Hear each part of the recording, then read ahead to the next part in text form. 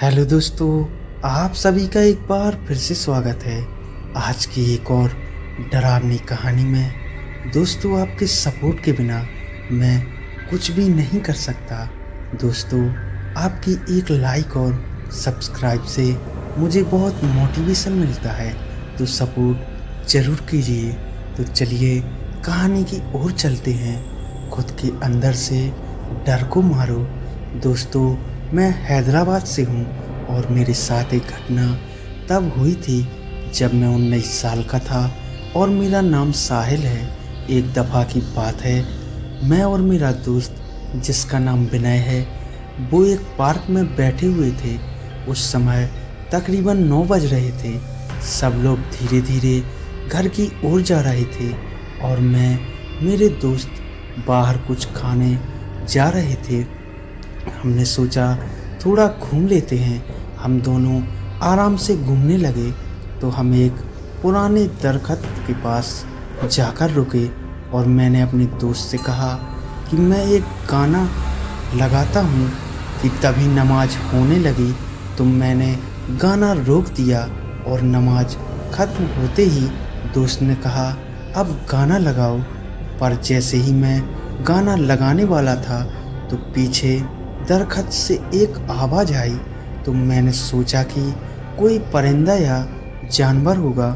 दरख्त में हमने 2 फुट की दूरी पर था और मैंने जब मुड़कर देखा तो दरख्त की एक शाखा के पास एक शख्स बिल्कुल काला, तकरीबन 5 फुट लंबा खड़ा था। अंधेरा इतना था कि उसकी लाल रंग की आंखें साफ चमक रही थी और उसका ना मुंह था, ना नाक और ना कान। मैंने डर के मारे जैसे अपने दोस्त विनय की तरफ देखा। वो तो मुझसे पहले ही पार्क के दरमियान में जा चुका था। शायद उसने मुझसे पहले उसे देख लिया था।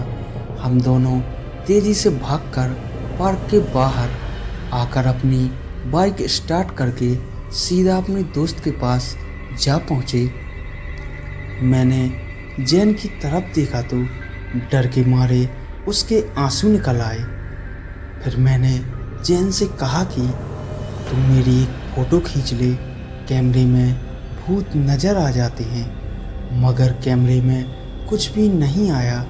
इसके बाद हम चारों ने पार्क के अंदर जाकर देखा मगर वहाँ कुछ नहीं मिला और फिर हम घर चले गए।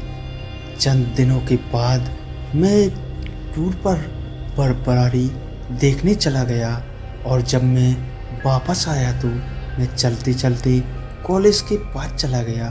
कॉलेज से मेरा घर 2 किलोमीटर की दूरी पर था और उस समय तकरीबन रात के 12 बज चुके थे। मैं अकेला रोड पर चल रहा था। तकरीबन 1 किलोमीटर गुजरने के बाद कब्रिस्तान आया तो मैं घबरा गया और जब कब्रिस्तान के करीब से गुजर रहा तो मुझे डर लगने लगा और मेरा दिमाग काम करना बंद कर चुका था। पर जैसे तैसे मैं अंधेरे से होता हुआ घर पहुंच गया और मैं सो गया। तकरीबन 3 बजे के करीब मुझे लगा कि मुझे हिला नहीं जा रहा था और ना कुछ बोला जा रहा था, बस देख पा रहा था। मुझे लगा शायद मुझे स्लीप पैरालिसिस हो गया है। पर कुछ ही सेकंड बाद मेरी छत से एक बहुत ही खौफनाक शख्स, जिसका रंग काला और सर पर 2 बड़े बड़े सींग थे, वो किसी शैतान जैसा लग रहा था। वो मेरी छाती पर आकर बैठ गया और मेरा गला दबाने लगा। मैंने मन में कहा कि मैं आज मर जाऊंगा। मैं खुदा का नाम लेने लगा क्योंकि ना मुझसे बोला जा रहा था और ना मैं हिल पा रहा था। फिर अचानक मैं हंसने लगा। मुस्कुराना नहीं चाहता था मगर फिर भी खुद ब खुद मेरे मुंह से हंसी निकल रही थी और थोड़ी देर बाद खुदा का नाम लेने से मेरी आंख में आंसू निकल पड़े। तो वो ये कहकर गायब हो गया, तू बच गया, वरना आज तू मारा जाता। और मैं जैसे ही ठीक हुआ तो मैंने पूरे घर में सब कुछ तलाश किया, मगर सब लोग थर थर फ्लोर पर सो रहे थे और मैं सबसे नीचे वाले कमरे में अकेला सोया हुआ था। मैं डर के साथ जब वापस अपने कमरे में नीचे आया तो मैंने बेड के नीचे एक बच्चे की हंसने की आवाज़ सुनी। मैं डर से बेहोश होने वाला ही था कि मैंने खुद को कंट्रोल करते हुए बेड के नीचे देखा तो एक हरे रंग का बच्चा एक अजीब खौफनाक आवाज़ में बोला, तेरी किस्मत बहुत अच्छी है जो तुम झूठ नहीं बोलता, इसलिए हमसे बच गया। जब हम तुम्हें मारने लगते हैं तो हमें एक रोशनी आके रोक देती है, वरना हम तुम्हें बड़ी मौत देते। मैं वहीं बेहोश हो गया, लेकिन बेहोशी में मेरे कानों में एक आवाज़ आएगी, सब तेरे पीछे इसलिए है क्योंकि तू इनके वजूद पर हंसता है। इनसे बचने का एक ही तरीका है, तुम अपने गुस्से को बाहर निकाल और खुदा का नाम लेकर उसका सामना कर।